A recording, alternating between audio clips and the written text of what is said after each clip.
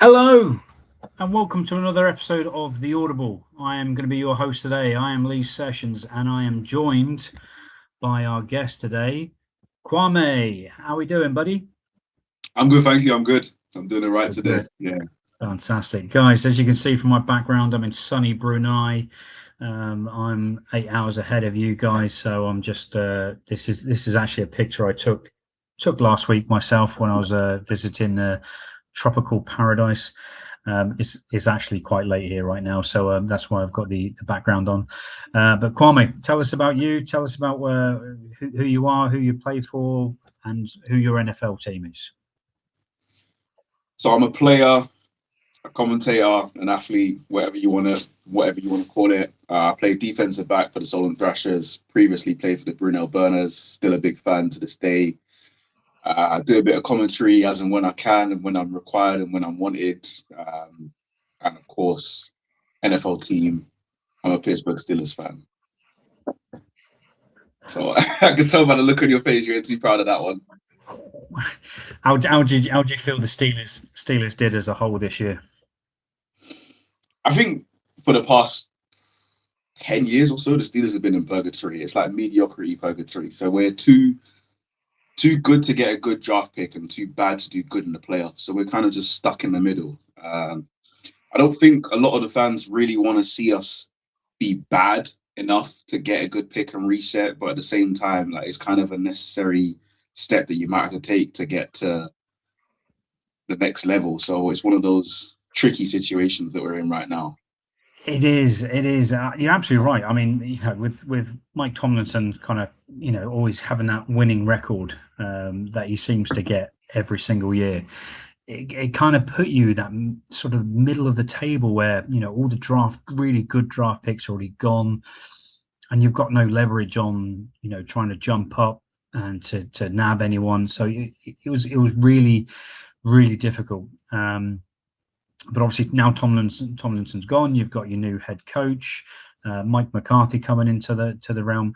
How do you see that transition from Tomlinson to McCarthy being for the Steelers? Do you think? It's going to be interesting because this is the first time I think ever that the Steelers have ever gone for a head coach that was older than I think 40 or something at the time that he's come in. Obviously, McCarthy's in his 60s, so oldest guy to ever take the job. Every other Steelers head coach, at least since the merger, has been there for over 10 years. Can't imagine them having a 70-odd-year-old guy at the helm. So I don't know how long he's going to be there. It'd be interesting to see, but it's definitely going to be a change in mentality and a change of. There will be changes. I think a lot of the mood will change around Pittsburgh. Yeah, yeah, absolutely. I know the NFL is never changing material, isn't it? Really, who would have thought? The New England Patriots would have been in the Super Bowl this year with the Seattle Seahawks. It was definitely something. The NFL is constantly changing, and I'd like to see Pittsburgh do more than just make the playoffs and fall at the first hurdle.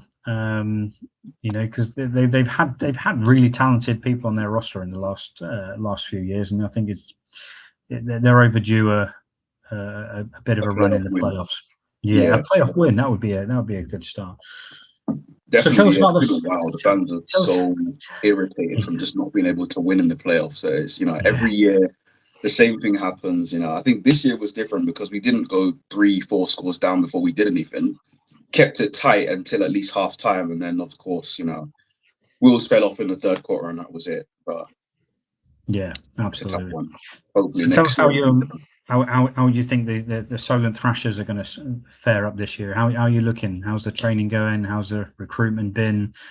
How are they looking as a whole? Recruitment's looking strong. I see quite a few good players have signed. Quite a lot of players have come through.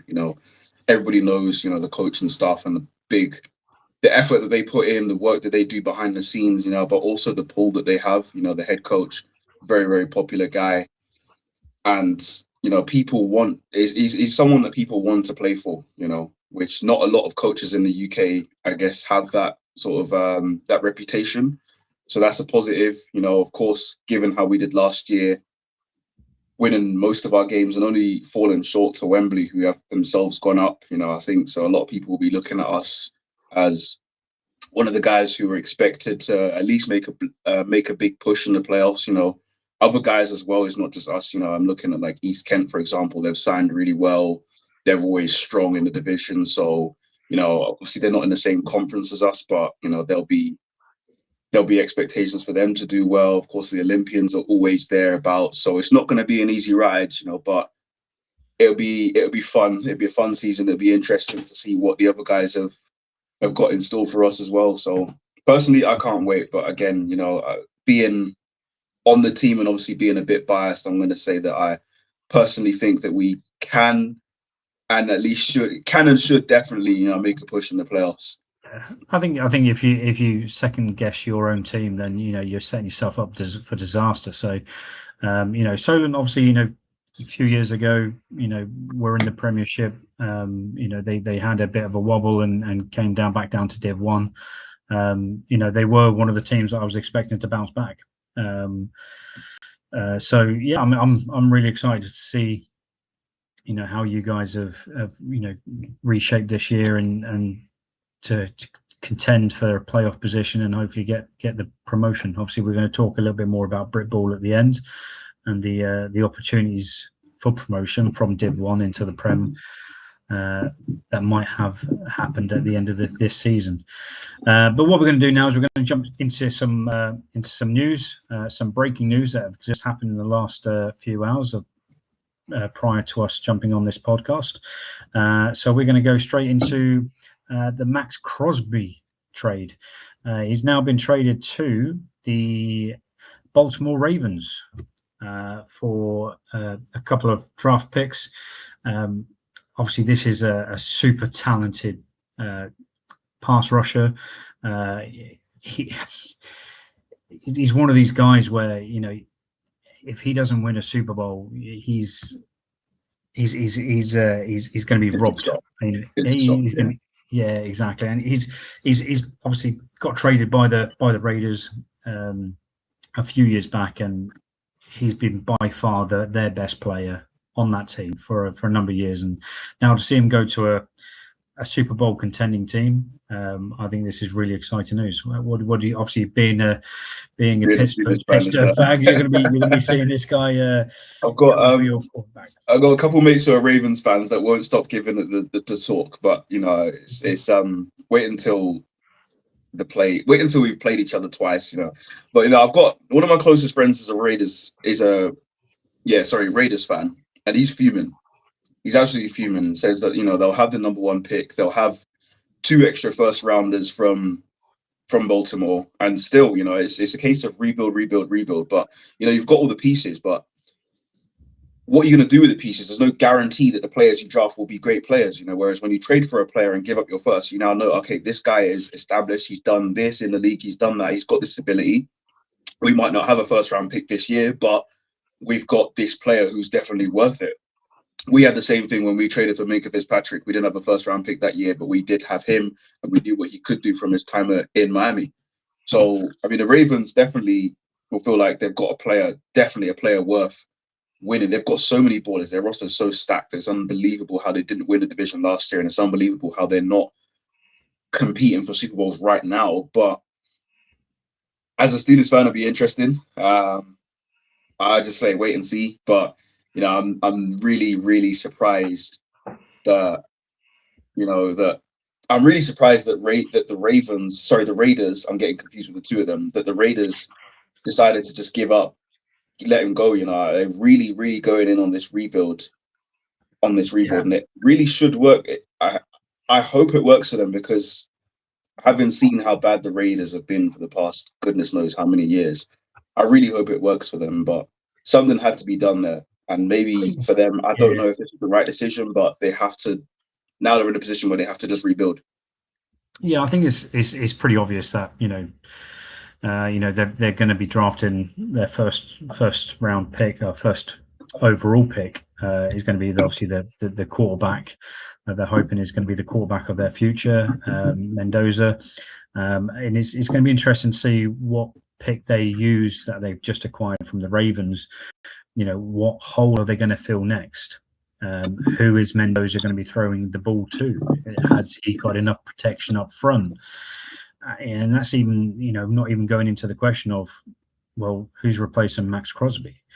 There's multiple holes in this sinking ship, and how they're going to fill their roster up with the talent that's being left behind is going to be a tricky one. But on a positive, Max Crosby in a Ravens uniform, that's definitely exciting news for him and for the Ravens organization. So I wish him the best of luck there.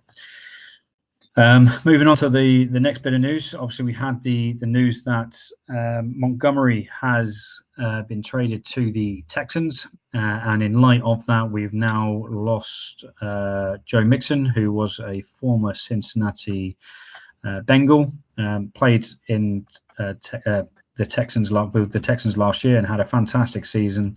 But after this blockbuster trade that's come through, they've decided to release to Mixon now. I don't think he's going to be on the free market for very, very long. Kwame, I'd love to hear what you think on this decision by the Texans. Yeah, he's a talented running back. Definitely talented. I've seen him from obviously his time in Cincinnati. I paid close attention to him. Obviously playing twice a year against Pittsburgh. I know what he's capable of doing and everything, but obviously when you bring in another running back, it almost is writing on the wall. When you bring in a guy in your position who is expected to be a starter or is good enough to be a starter, it's always a case of writing on the wall, okay, where am I going to go next?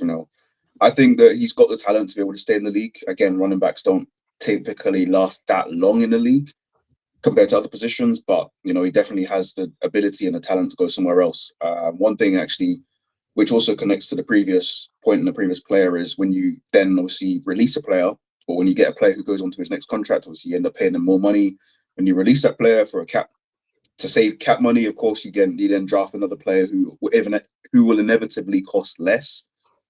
So it could just be a money saving issue for them, that they think that they can find someone who, of course, they traded for Montgomery, but of course, we're the team who traded him, maybe feel like they can get someone in the draft a lot cheaper.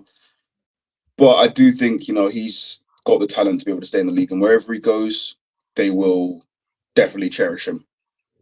Yeah, I think he's going to get a landing spot very soon. I think, either pre-draft or post-draft, we're going to find out very shortly where he ends up.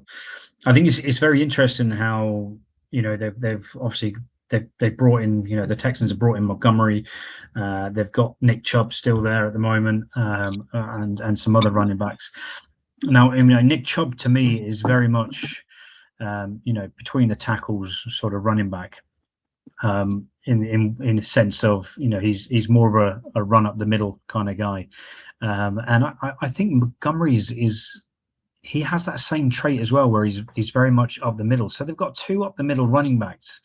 One of the things that Joe Mixon brought to the team last year is he's a guy who could bounce it out on the outside, get to the edge, and run up the sideline. And I think we may see the Texans struggle a little bit with these two sort of run heavy up the middle kind of guys. It'll be interesting to see if it works. But yeah, I don't know. What do you think on that one? I think perhaps they could be going for a different style completely. We still have the draft to come, so they could very, very well draft a guy with the style of going outside and the speed back kind of player. I also think that this double 1-2 of guys who can run up the middle might change the perception of the offense a little bit. It might keep the linebackers inside inside the box a little bit more, a bit longer. It might help their passing game. It's quite similar to, for example, the Ravens. When you have Derrick Henry and Lamar Jackson, two of the best running people. I'm not going to say running backs. Obviously, Lamar Jackson's quarterback, but two of the best. They're running threats, aren't they? They're threats. Two of the best rushers of any sort in the league, right? It makes it difficult for the linebackers to play on them, but also, to be honest, because you have to consider the wide receivers as well. Now, of course, Baltimore's wide receivers aren't as good as some other teams, so it makes it a little bit less of a challenge. But who knows what the Texans are going to do this offseason? They could trade for some really good receivers. They could draft some absolute gems. Same as Baltimore as well. So it'd be interesting. It'd be interesting to see how they do it. But I definitely think there's a potential to change the style of offense here with the Texans. Yeah, I think you're absolutely right. And like I say, Joe Mixon, he's definitely going to have a new landing spot soon. Be interesting to see which team picks him up. So moving on to the next one, we've obviously spoken about the Raiders kind of throwing out all their sort of key players. The next one that they've released Geno Smith after 1 year of being there. Everyone's got their own mixed opinions on Geno. For me, he was on a downhill trajectory when he was leaving Seattle, and when the Raiders picked him up, I thought, I can't see how this is going to end any better. And they're picking first round in the draft this year, so I kind of alludes how he performed. What did you think of Geno's sort of performance this year, and how do you feel about him being released by the Raiders? I think whilst Geno wasn't particularly great, I think that the reason why they're picking first overall is not just because of Geno, but because of their whole roster as a whole.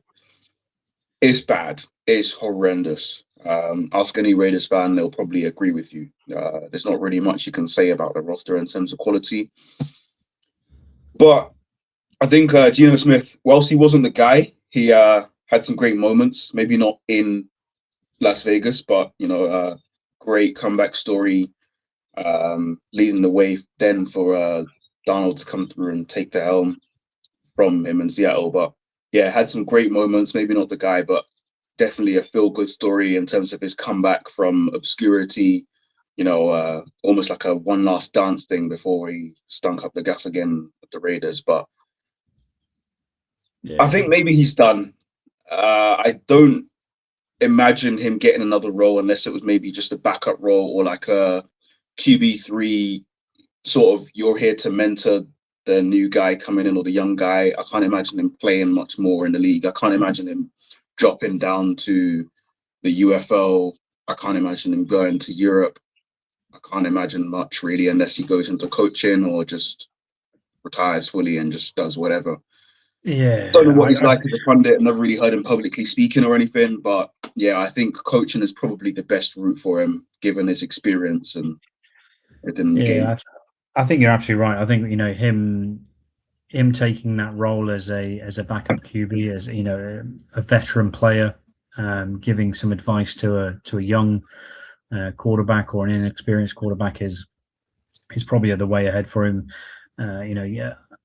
Get a bit of experience doing that before he then makes that transition into perhaps a coaching role or something along those lines. But it's always a shame when we see quarterbacks leaving the league, rather than retiring, being forced out. It's never a good sign. And obviously we've got another quarterback who's been released by the Arizona Cardinals. We've got Kyler Murray. A big story. This is a bit of a big story because what does he do next? That is the question. Does he play football? Does he go to the MLB? He's still got the Athletics still have his rights for the MLB. They drafted him 9th overall, I think, a few years before he was drafted by the Cardinals. Yeah. Does he go into insurance? Does he become a coach? He is still under contract. That he can play for the Oakland A's. I think it is. I think it's who he got drafted by. So yeah. They'll be in Las Vegas next year. They're just the A's right now. Everybody wants to leave Oakland. So. Oh, absolutely. But I mean, it'll be interesting to see, what happens next. There's obviously, stories that came out of the press a few years ago with when the former head coach of the Cardinals kind of gave him a gaming station ban because he wasn't paying enough attention in the playbook. There's, what kind of a person does that tell you that Kyler is when, he's been written in his contract that he can only have a limited gaming time. But yeah, I mean, the MLB thing is absolutely fascinating. You know, are we going to see a complete career change for him? Probably Does he one of the land most with another team? fascinating out of the lot, Yeah, because he has so I many think options. yeah, I think this is absolutely brilliant. But yeah, I mean, I can't think of any team that would want to pick him up. You know, especially after his reputation. No teams comes to my mind that would give him a starting role. I think if he Yeah, does go somewhere, it will be a situational role. Like, do you remember Taysom Hill at the Saints yeah, when Drew Brees was there? I can imagine Kyler Murray getting a role like that. sort of I don't know in terms of. I don't have the confidence to say I think that this team will pick him up, or I actually think someone will pick him up. But I do think, I think if I'm a head coach, a general manager, or whatever in the NFL, I'm having a look at that and I'm saying there might be a potential where we could get him in. yeah, But yeah. I mean, I a wouldn't bit of want a to pay over the moon.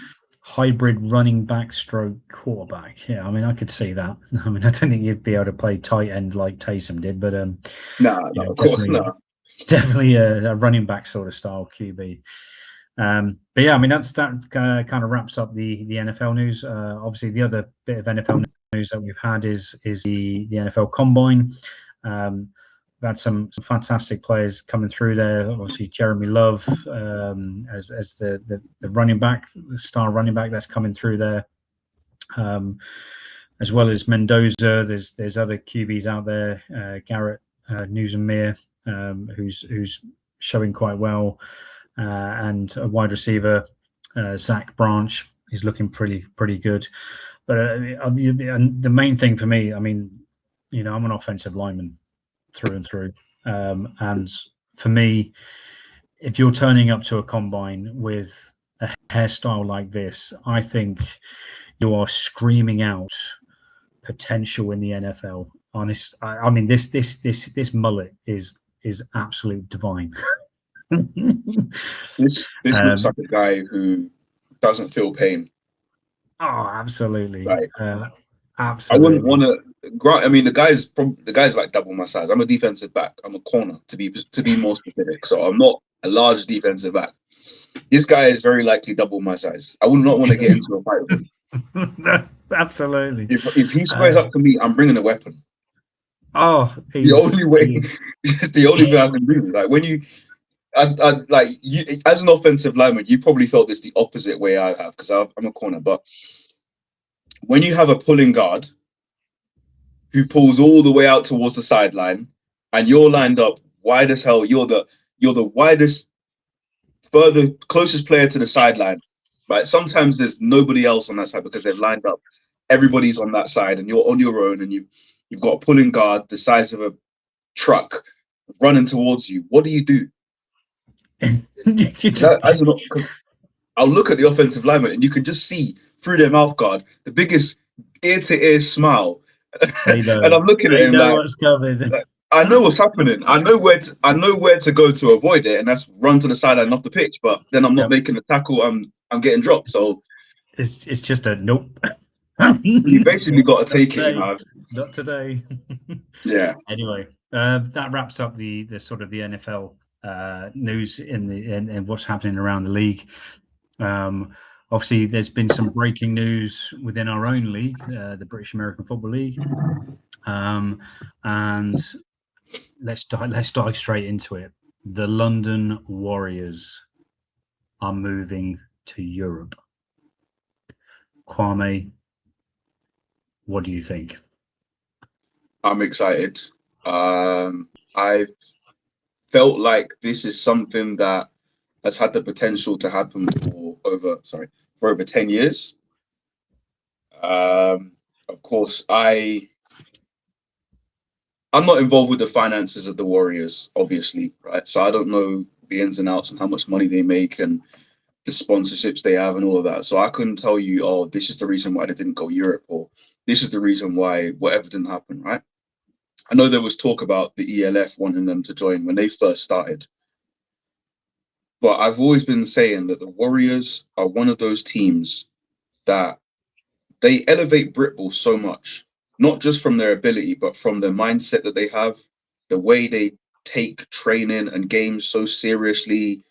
I've spoken to some of their players, some of their former players, some of their coaches, um, from time to time, past and present, and you can just tell that the atmosphere and the mindset is completely different to most, if not every other team in the country. You know, there's very few teams who have ever been able to compete with them, and they lead by example. They're the standard that everyone should strive to be. You know, there's a few teams in the country, whether it's Britball or Uniball, that lead by example in various different ways, and other teams can really learn from them. And the Warriors are one of those teams. I really admire them.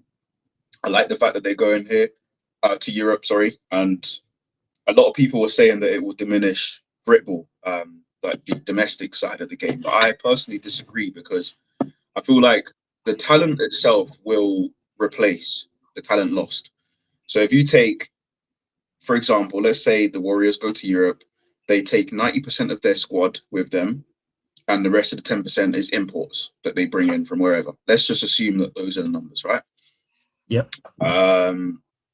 All of those guys, the other 90% of the players that they took, they'll be replaced. They'll be replaced by youth players coming in, guys who have played the sport previously, maybe at uni, and then quit because there wasn't a place for them in their local team or wherever. They'll stick around. Guys will join. Guys who quit to go back to football, go back to rugby, go back to track and field. Some guys will stick around because the sport, the talent, the best talent has gone up a level, right? Which means that there's a void. And those players, that void then gets filled by the next best players, right? But now what you also have is a pathway to Europe. So now you get a lot of players who, for example, guys who have gone to the GFL, etc., right? You now have an opportunity to go into Europe through staying in the UK, which means that a lot of people are more likely to, maybe not everybody, but at least some people are likely to stick around and say, right, I'm going to play here because I've now got an opportunity to go to the next level in the UK rather than having to leave the UK, right? Which means that UK retains more of its talent, which means that maybe coaches might stick around, maybe more funding comes in, more interest comes into the sport. You know, I think it will improve the sport as a whole. Maybe immediately that first season, this season coming, you're gonna feel it. There's no Warriors. You're gonna feel it. But after a year, 2 years, 3 years, I think the void that's been left by the Warriors will close because other teams will close that gap. Players will stick around, etc., etc. Yeah. Yeah. I mean, also think, sorry, one other thing is that players, this is another thing that is a completely separate note, but there's a thing about the Prem, right? That if you're not the Warriors, the Aztecs, or the Blitz, the other three teams are basically which one of them is going to stay up, which two is going to stay up, and which one is going to go down, essentially. So a lot of players do is they end up moving from those teams down to a top Division 1 team because it's easier. You can win a ring. It's more positive. At the end of the day, you're paying to play. And if you're going to pay to play a sport that you enjoy, you want to win, right? Yeah. Hardly anyone's going to pay to play to lose 10 games a year or lose 9 games a year and have one game where they need to win and stay up or whatever, because it's, quite frankly, it's less fun, right? So my theory is that without the Warriors putting 60 and 70 points on this team, some players might stay and say, do you know what? That's a bit more of an incentive to stay in the Prem because it's slightly easier now to make the playoffs. Because one of the best teams in the country is not there anymore. It's easier to make the playoffs. And that's 2 less games where I risk getting the brakes beaten off me. I'm more likely to stay at that team and try to build something, which means that the gap between the best Prem teams and the worst Prem teams gets smaller.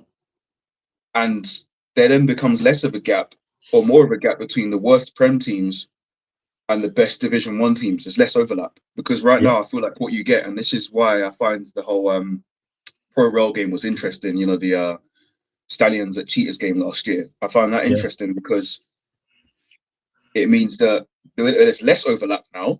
It means that you have the better players and the better teams more likely to congregate in the Prem. And it means that if you do lose all your games in the Prem and you are actually, you know, you keep all your players, you might be better than the best team in Div 1. It means you have a lifeline, as opposed to those teams constantly chopping and changing and their players just being recycled by team. Because what will happen is a team will go up to the Prem and you have maybe a 3-year window of keep all your players and try to make a push. Otherwise, everyone's going to leave. You're going to go down to Div 1. And when you go down to Div 1, then you'll recruit all your players back. So that's something that a lot of people I haven't heard anyone mention it before. I haven't really heard many people talking about this before, but I think it's something that will actually improve the game. Yeah, I mean, my personal view when I heard this, you know, I'm looking at this from an athlete's point of view, not necessarily from the Warriors, but just an athlete's point of view. We have them all over the UK who are European level football players. They are fantastic at the sport and they should be playing at a higher level. Some are still playing for you know, local clubs, you know, some, you know, at the Stallions, some maybe at the Blitz, the Olympians, wherever they are, you know, they are playing this sport because they can't risk leaving their jobs, leaving their homes, making that jump into Europe, you know, moving to Germany or moving to Czech Republic or Spain or wherever the EFL team is, and taking that risk that they are good enough to play in that league, to earn a wage, to make ends meet. With now a team in London, they don't have to leave their full-time job. They haven't got to leave their family. They can just make that step to the London Warriors and say, I think I'm good enough to play in Europe. Showcases his abilities and makes that leap into Europe without having to leave his home soil. With that, obviously, you're going to have, like you say, you know, 10%, maybe 20% of the current roster isn't going to make that cut. They're going to be, you know, the second stringers, the third stringers, the fourth stringers. They're not going to make the cut, and they're going to have to find new places to play, you know, local teams, to obviously being a London base, you know, so they're going to migrate to the Stallions, to the Olympians, to the Exiles. And, you know, like you say, that void that the Warriors are leaving behind is soon going to get filled by another powerhouse. But I think this is fantastic for our sport, because it's giving a place for the elite players to go play, rather than, you know, beating up, you know, like I say, the lower teams in the Prem. You know, obviously I'm from the Cats, and it is daunting. You know, there is players on our team who don't want to play the Warriors. They know that they're gonna get it handed to them, and you know they can't compete with that level of football. You know, we know the Aztecs, obviously the best team in Britball at the moment, and I'm looking at teams like them, like the Titans, and I'm thinking, how long is it going to be until, you know, the ELF or the other European leagues that are being formed at the moment start sniffing around and saying, okay, well, you know, how about you come and join us as well, opening that market up even more, and then leveling the BAFA playing field a little bit more. It's funny you say that, actually. That was another point I wanted to make, is right now, when you include the Warriors, the Aztecs, and the Titans, I believe, they have, I think it was 2017 or one of those years where Tamworth Phoenix won it. Yeah. I think every year since, I want to say like 2014 or something, is those three teams.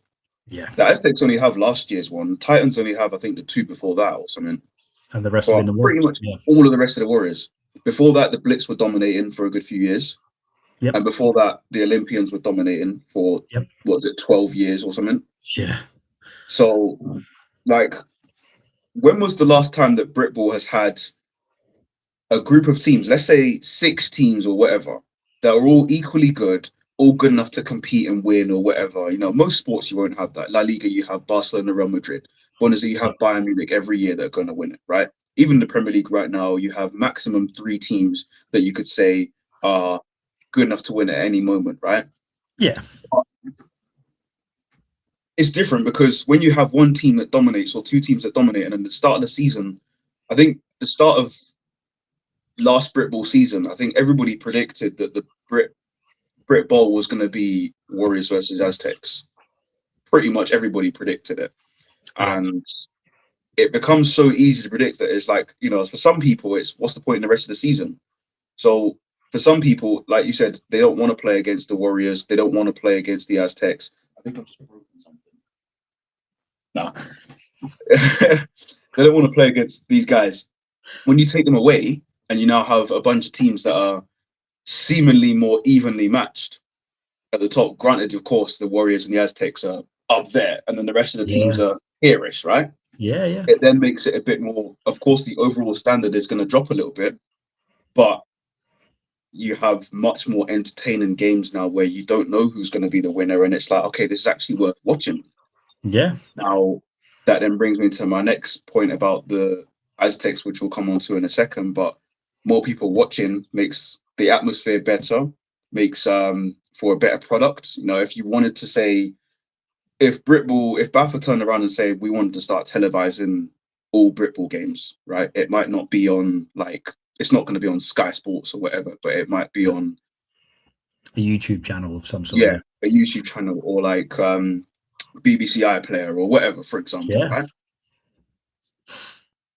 A much better product would be 2 teams that are evenly matched with 1,000 people lining the perimeter of with somewhere to sit down, preferably not just on the field with dog droppings on it and whatnot. And, you know, I've been to Cambridge, but hey, we've got a new ground now. We've got a new ground. It's looking good. Thank goodness, because oh my days, that was bad. Warming up and we had to patrol. I said, Coach, there's a mess here. Can someone? And somebody came with a trough and just dug it out and flung it to the side. And so like that's not a product that you know what I'm saying. You can't go to Fratton Park, Selhurst Park, Anfield, and you see fox droppings or whatever. You know, it's not happening, right? So, like, almost made me forget what I was going to say, but so like we're talking about spectators. Yeah. So it's much more of a marketable product to have a good venue, right, where people can sit down, people can get their drinks and their food and stuff, and you can actually broadcast it. And you have your commentary team and whatnot. For example, a game at what was it, Box Park Arena, or like, for example, Crusaders, Shaftesbury Park, or I think it was Houghton Spartans that played in the stadium for a while. Yeah, they did. Yeah. Even Oxford Saints, they have their Tilsley Park. It's got a running track around it, but they've got seats. They've got, you know, a pavilion and places to get food, things like that. That makes it a little bit more easier for people to come watch. Now, I've had like my friends and family come watch multiple games. Some of them at Tilsley Park, some of them at Finsbury Park. I've had family come watch me, or friends and family come watch me there. Site 5, Brunel Burners.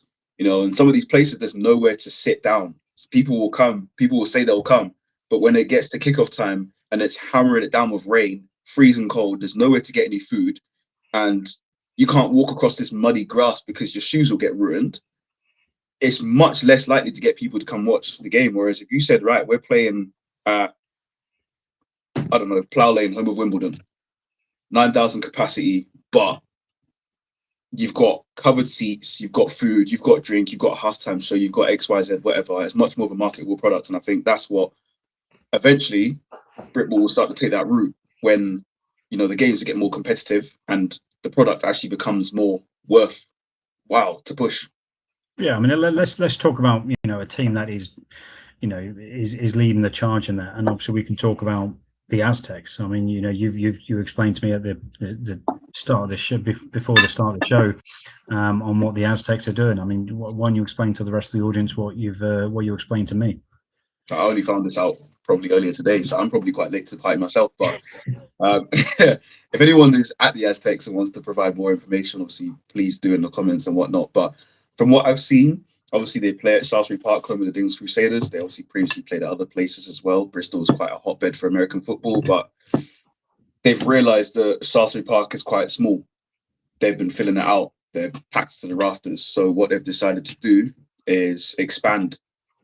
When I first saw the post, I said, "There's no way they're not moving to Ashton Gate," but they're expanding. So they're building, I think, 3 new stands, one the opposite side or 2 the opposite side where the media is. So you're looking from when you're watching a commentary, when you're watching a live stream of Bristol Aztecs playing it at the place, you can see the main stand from the opposite side, right? So on the side that the camera's on, like each side of the main camera, there's going to be a stand on each side. And then from the camera's view, so to the right-hand side end zone, which is the far side opposite the car park, there'll be another stand there, which the numbers I'm going to get wrong completely, but I know they said that it's either going to be 1,000 something capacity or 1,000 something expansion. But there's definitely over 1,000 people that can come watch the game now. Which is incredible for the sport. For the ticket revenue for the club. The spectators, getting involved. It is only going to make the sport in that region grow. How the rest of Brit will react to that, I think is going to be interesting. Obviously, like I said, the Cats have just moved to a rugby club themselves. We are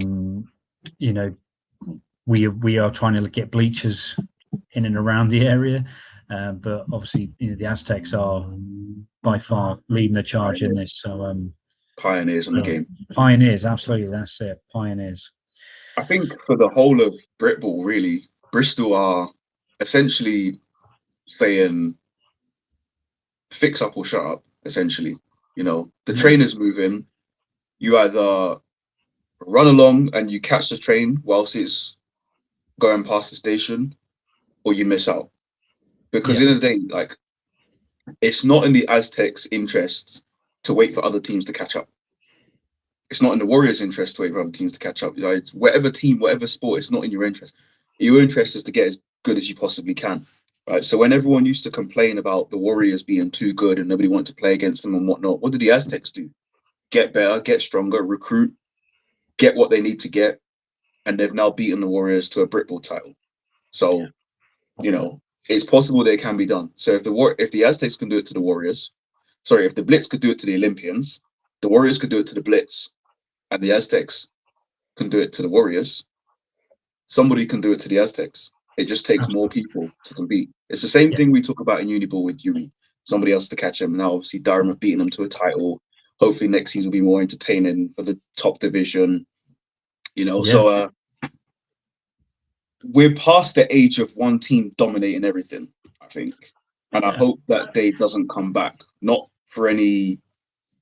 out of any spite towards those teams, but just the betterment of the sport as a whole. It just makes everything much more of a spectacle when you have 2, 3, 4 teams who can compete at the top, as opposed to one guy there and everyone else is, And I think to come full circle on this, coming back to the NFL, the commissioner, Roger Goodell, he enjoys it when there's different teams in the Super Bowl every year, because it's giving a different different dynamic to the sport, giving different spectators, their team, their moment to shine. Although dynasties do happen with the Patriots, the Chiefs have done well in the past. It is nice to have new teams. The Seahawks, the Patriots this year. Last year obviously with the Eagles and the Chiefs. Having a different team compete for that bowl is always good. But wrapping up, Kwame, you've been absolutely fantastic. Thanks very much for jumping on the show. Hopefully you can come on more. I've had a blast talking to you. It's been a pleasure. Guys, thanks very much for listening to the Audible podcast. We'll be hopefully recording a few more episodes leading up to the draft, and then having another episode post draft to talk about how everyone did in the draft. Make sure you tune into the Monday Night Huddle with myself, hopefully, and Matteo.